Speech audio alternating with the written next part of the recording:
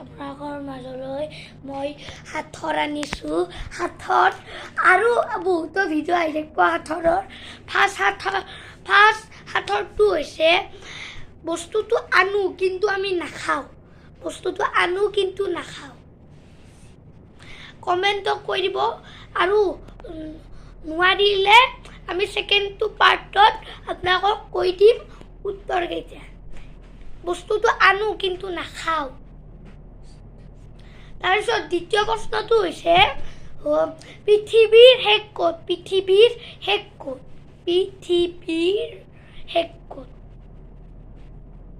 Third প্ৰশ্নটো হৈছে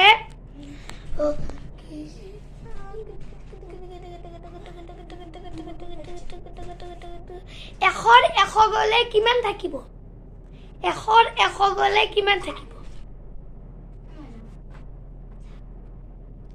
কৈ দিব আপোনালোকে কমেণ্টত। আৰু এটা প্ৰশ্ন আছে। প্ৰশ্নটো কি পাতৰ আগ নাই? পাতৰ আগ নাই।